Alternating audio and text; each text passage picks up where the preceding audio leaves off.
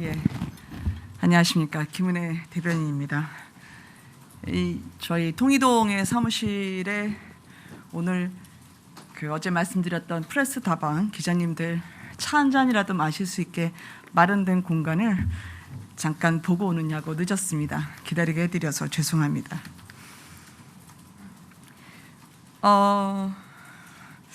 일단 오늘 윤석열 대통령 당선인의 일정과 관련해서 짤막하게 말씀을 드리고요. 그리고 질의응답 시간을 가지도록 하겠습니다. 윤석열 당선인은 오늘 여러 업무 보고와 면담을 갖습니다. 5월 10일에 시작되는 대통령으로서 국정 수행에 한치 빈틈이 없도록 비공개 일정과 면담을 이어갈 것입니다. 오후에는 이 베트남 응우엔 수원 푹 국가주석과 전화 통화를 할 예정입니다. 마스크를 벗지 않아도 발음은 전달되리라 기대합니다. 응우엔 수원 푹. 베트남은 우리나라와 함께 이 코로나 그리고 글로벌 공급망 교란에도 신뢰관계를 지속해온 우방입니다. 올해 수교 30주년인데요. 양국 관계가 포괄적, 전략적 동반자 관계로 격상돼 있는 상태입니다. 한 아세안 동반자 관계에서도 베트남의 위치는 중요합니다. 아세안 대화 조정국의 역할도 하고 있기 때문입니다. 오늘 다양한 교역과 투자뿐만 아니라 상호 협력 관계를 더 심화 발전시키는 안을 제가 서면 브리핑으로 전달해 드리도록 하겠습니다. 외교 행보뿐 아니라 윤석열 당선인의 지역 민생 현장을 돌아보는 일정도 준비를 하고 있습니다. 이 선거 기간에 국민께 드렸던 약속을 잘 실천하고 국정과제에 반영하겠다는 의지를 표명하기 위함입니다. 늘 일관됐죠. 윤석열 당선인은 국민이 어느 지역에 사느냐에 따라서 불이익을 받는 일은 없도록 하겠다. 그래서 지역 발전의 의지를 국정과제에 빠짐없이 담겠다 하는 원칙을 견지해 왔었습니다. 지역균형발전위 인선도 윤곽을 갖추고 있고요. 그리고 오늘 오후에는 아마 인수위에서 발표를 했겠습니다만 박주선 취임식 준비위원장의 설명도 기자분들께 나올 것으로 알고 있습니다. 국민께 더 가까이 가기 위한 행보로 저희가 부족하지만 그리고 비를 피할 수 있고 추위를 막을 수 있을 정도의 조그마한 장소이긴 하지만 인수위의 1층에 마련된 일명 프레스 다방은 그래도 기자님들께서 세상을 여는 창으로 다양한 의견을 전달해 주시고 그런 국민분들의 목소리를 저희가 국정에 반영하고자 하는 당선인의 노력의 일환으로 보아주시면 감사하겠습니다. 그렇게 저는 국민 목소리를 수렴하고 일하는 정부, 일 잘하는 유능한 정부여야지 국민 통합도, 화합도 이룰 수 있다고 생각합니다. 당선인의 이야기를 그동안 좀 많이 들으셨죠. 같은 이야기입니다. 네, 이제는 질문을 받도록 하겠습니다.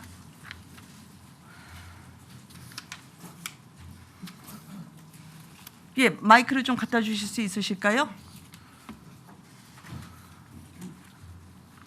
목소리를 크게 하셔야 되나요, 오늘? 예, 저거 떼서 갖다 주시면 될 것 같습니다.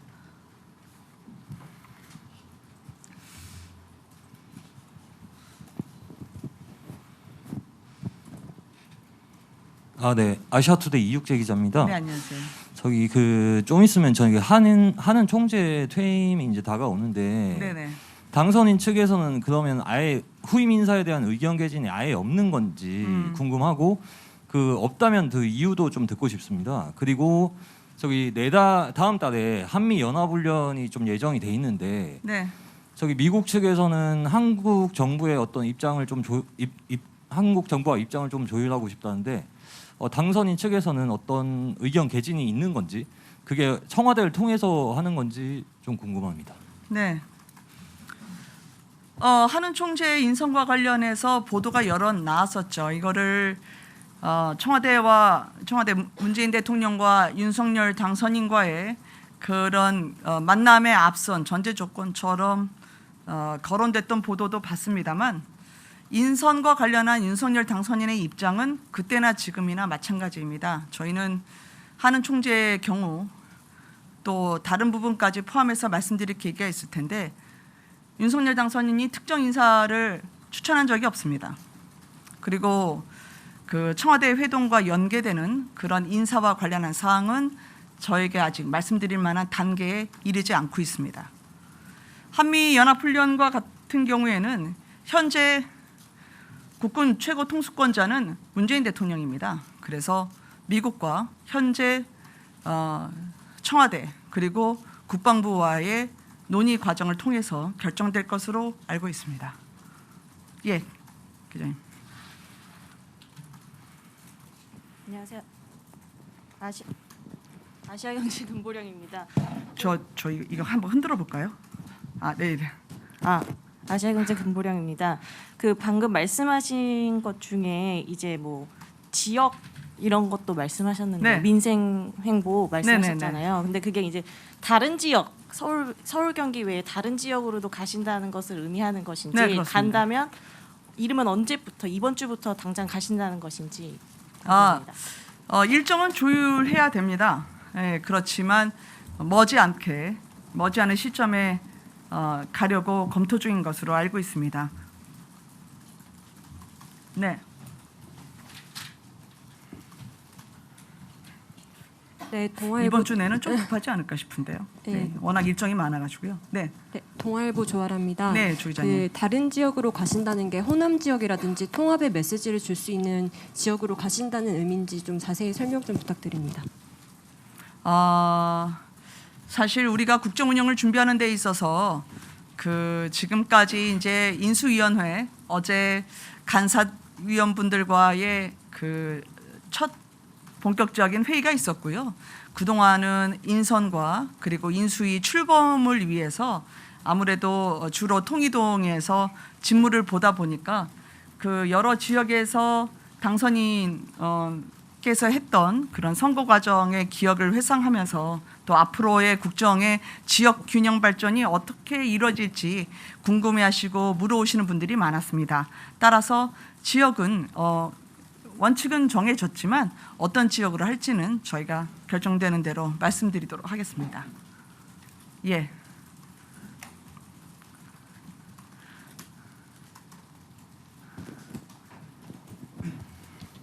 네. 오마이뉴스 박흥광입니다. 네, 안녕하세요, 박 기자님.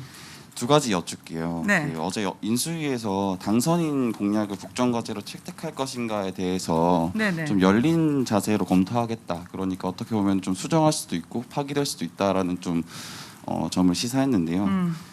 이 점이 윤 당선인과 어떤 인수위 사이에 공감대가 형성돼서 한 말인 건지 그렇다면 네네. 이제 윤 당선인은 인수위에서 어떤 예를 들어서 대표적으로 여가부 폐지 같은 공약을 좀 백지화한다고 선언을 해도 받아들이실 생각이 있는 건지 좀 궁금하고요. 죄송합니다. 여가부 폐지를 백지화한다는 걸 네, 받아들인다는 게 무슨 말씀이시죠? 예, 그러니까 인수위에서 어떤 공약 관련해서 좀 국정과제로 채택하는 과정에서 어떤 수정이나 뭐 보완 파기할 수 있다라는 점을 시사했는데 그 점을 혹시 뭐 전적으로 받아들이신 뭐 의향이 있는 것인지 궁금하고요. 네. 하나만 더 여쭤보면. 네네. 코로나 피해로 소상공인 자영업자 대출 관련해서 만기를 연장한다고 하셨는데 기한을 어느 정도로 좀 보고 계신 건지 좀 궁금합니다.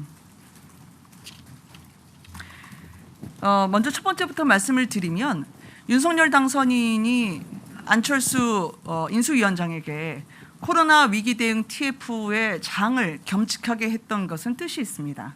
그것은 그동안 국정 운영을 함께 운영하는 그런 동반자로서의 관계를 보여주기 위함입니다. 따라서 몇 개의 말과 몇 개의 대화로 서로 의견을 상호 조율한다거나 아니면 그 부분에 있어서 틈이 있다는 것은 제가 받아들이기 어렵고요. 그렇기 때문에 더더군다나 코로나의 3월에 돌아오는 만기 대출의 경우에도 물론 이달 초로 저는 알고 있습니다만 정부에서는 소프트 랜딩이 가능하다는 취지로 밝힌 것으로 알고 있습니다.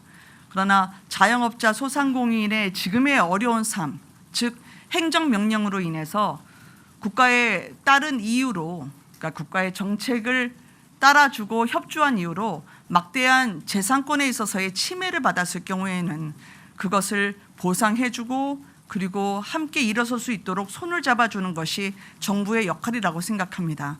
그래서 만기 대출 같은 경우에도 적절히 대출을 받으라 하면서 소프트 랜딩을 하는 건 주민 삶에 있어서 어려운 분들의 삶에 있어서의 소프트 랜딩은 과연 가능할까? 저는 개인적으로 의문이 있습니다. 그래서 아마 그 연장 쪽으로 저희는 생각을 하고 있고 그렇게 정부가 협조해 줬으면 하는 바람이고요. 기간은 안철수 위원장께 이제 조금 더 구체화되는 대로 물어봐 주시면 감사하겠습니다. 예, 또 네, 그 아까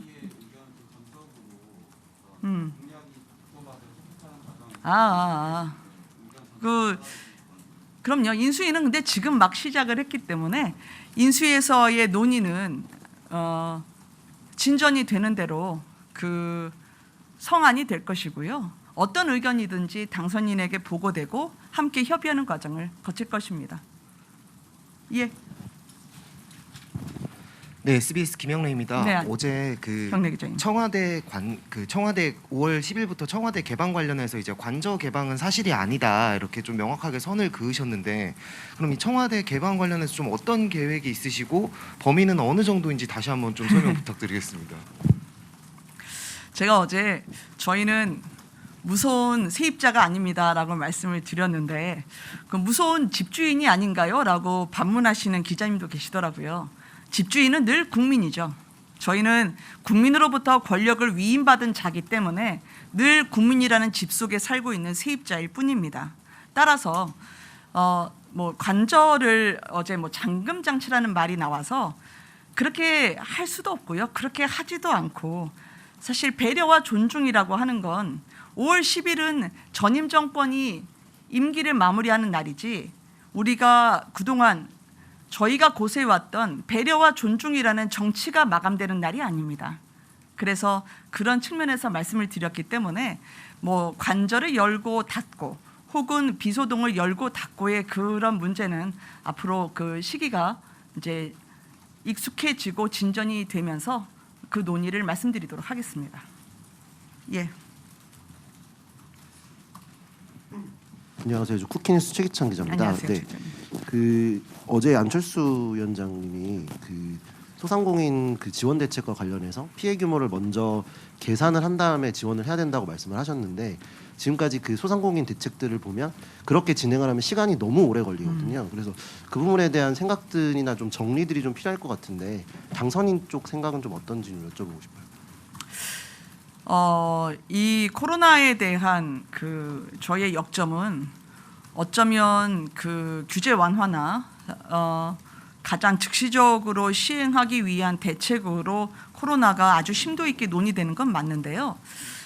전적으로 안철수 위원장께 저희가 일임을 했기 때문에 당선인 그 대변인의 이름으로 오늘 더 구체적으로 말씀드리는 건 신용현 대변인께 좀 제가 일임을 해야 되지 않을까 싶습니다. 네. 왜냐하면 더 많은 이야기를 더 구체적으로 말씀드리기 위함입니다. 예, 수아 기자님한테 마이크가 가나요? 네. 네, MBC 신소아입니다. 저희 통이동 집무실 관련해서 하나 네. 더 여쭤보고 싶은데 네. 취임을 하고 통이동 집무실을 사용할 경우에 네. 그 기간 동안에 청와대 안에 있는 지하 벙커는 그대로 사용하게 되는 것인지 궁금하고요. 네네. 그리고 어제 여쭤봤던 내용이긴 한데 통이동 집무실에서 당선인이 근무할 경우에도 리모델링 안 하겠다고 하셨는데 이게 방탄유리 설치라거나 경호 위한 별도 설비는 고려 안 하시는 게 맞는 건지 궁금합니다. 국정 운영을 함에 있어서 그 윤석열 당선인은 늘 시선을 국민에 맞추고 있습니다. 어제도 제가 그 간사단 회의 서면 브리핑을 통해서 말씀을 드렸지만 즉석에서 제게 주어진 접견실 소파가 너무 크니 이건 털어서 그러니까 회의 공간을 나눠서 협소한 자리에서 고생하시는 인수위원님들이 각 부처 업무 보고를 받는 회의실로 사용하는 게 일을 위해서 맞다고 생각합니다라고 이야기를 했거든요. 통이동에서 저희가 근무를 하게 될 경우에, 즉 집무실을 통이동으로 두게 될 경우에 대통령 국가 수반의 경호와 그리고 보안에 대해서는 그 또한 저희가 확고하게 이제 마련하고 들어가야겠죠. 그러나 어제 말씀 저한테 주셨던 게 리모델링이라는 게 마치 방을 넓히고 또는 뭐 조금 더 내관을 우리가 필요한 수요 이상으로 하는 부분에 대한 그런 리모델링이라면 고려하고 있지 않다 말씀드리는 거고요. 방탄유리나 이런 대통령을 경호하기 위한 그런 부분은 제가 물어보도록 하겠습니다만 그 정도는 한번 검토해 볼 대상이 아닐까라는 생각을 합니다. 그러나 제가 정확하게 들은 정보는 아직은 없습니다. 네. 아, 지하 벙커요. 역대 정부에서 이렇게 벙커와 CFI까지 많은 그 정보를 공부하시게 되는 그런 상황은 없었던 것 같아요. 청와대 벙커든 아니면 국방부 벙커든 아니면 합참 아래에 있는 벙커든 마찬가지로 대통령 당선인이 선택할 수 있는 부분입니다. 우리가 이제 만약에 국민의 속으로 들어가기 위해서 용산에 국방부 청사를 갈 때는 국방부 청사 안에 있는 벙커를 이용하게 될 것이라고 말씀을 드려서 한치 안보에 공백이 없을 거라고 말씀드렸죠. 선택지가 어디 있을지는 저희가 5월 10일까지 이 상황의 진전을 보면서 말씀드리도록 하겠습니다. 네. 네, YTN입니다. 어제 네. 대변인께서 이제 문 대통령과 당선인의 회동 관련해서 실무협의 가능성을 완전히 차단해서는 안 된다, 차단하지 않겠다고 말씀 주셨거든요. 네. 구체적으로 지금 이 실무협의를 좀 먼저 좀 제안하실 계획도 있으실지, 그리고 실질적으로 문재인 대통령과 윤석열 당선인 이 만남은 뭐 가능성이 어느 정도 되고 실제로 진행될 가능성이 어느 정도인지도 말씀 부탁드리겠습니다. 아마 그 권력을 이양하는 과정에서 전임 대통령, 즉 현 대통령과 대통령 당선인의 만남이 없었던 적은 거의 없었던 것으로 알고 있습니다. 그렇지만 윤석열 당선인의 일관된 입장을 전해드리는 게 그 답이 되지 않을까라는 생각을 합니다. 윤석열 당선인은 이게 국민을 위한 결실을 낼 수 있다면 여야를 떠나서 누구든지 만날 수 있다라는 입장을 견지해 왔습니다. 저는 순리대로 해결되기를 바랍니다. 예, 또 질문 있으실까요? 예, 네, CBS 안녕하세요. 황영찬입니다. 기자님. 예, 네. 그 방금 질문과 비슷하긴 한데요. 네. 또 당내 일각에서는 이게 지금 갈등이 좀 계속 격화되고 접점을 못 찾다 보니까 취임 이전에 대통령과 당선인의 회동이 불발되는 거 아니냐 이런 관측도 나오거든요. 혹시 회동이 아예 무산될 가능성 어떻게 보시는지 궁금합니다. 저도 정치를 한 지 뭐 2년도 안 됐는데요. 무엇이 안 될 가능성을 두고 임해 본 적은 거의 없었던 것 같습니다. 모두 비슷한 마음일 겁니다. 네. 네.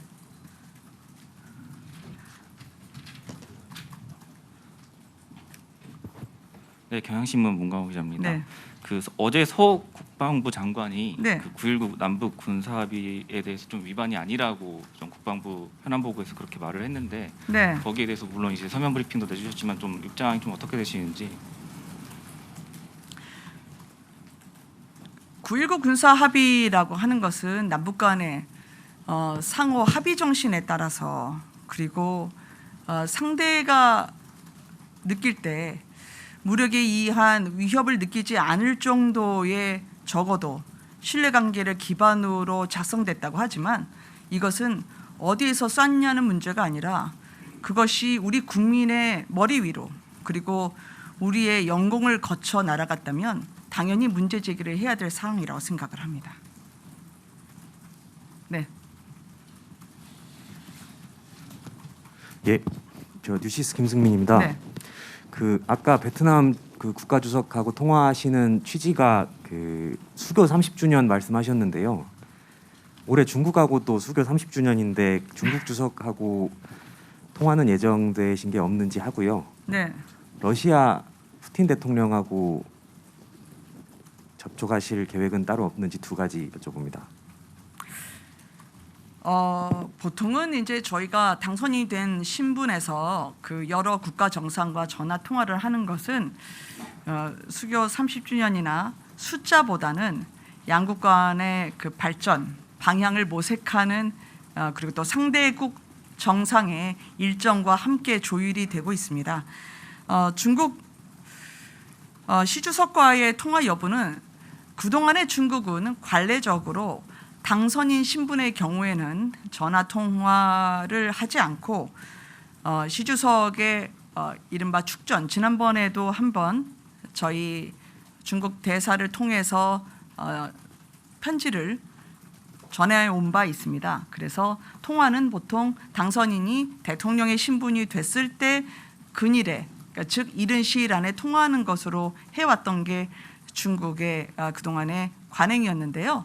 그렇지만 그럼에도 불구하고 여러 각도에서 다양한 국가와 함께 저희가 이런 새롭게 펼쳐지는 신뢰에 기반한 외교에 대한 좋은 그 목소리를 듣고 있습니다.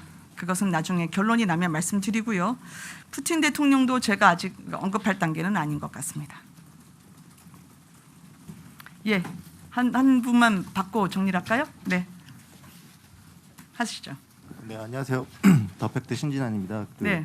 아까 그 대변인께서 그 대통령과 그 윤석열 당선인의 그 회동 관련해서 순리대로 진행될 거라고 이렇게 말씀을 하셨는데 네.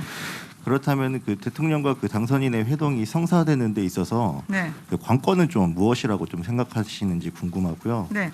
네, 두 번째는 그 당선인께서 그 청와대에 들어가지 않겠다라고 하셨는데 만약에 그 용산 집무실이 지연되면 그 당선인께서 이제 취임 이후에 외교 사절은 좀 어떻게 맞이할 것인지 좀 궁금합니다.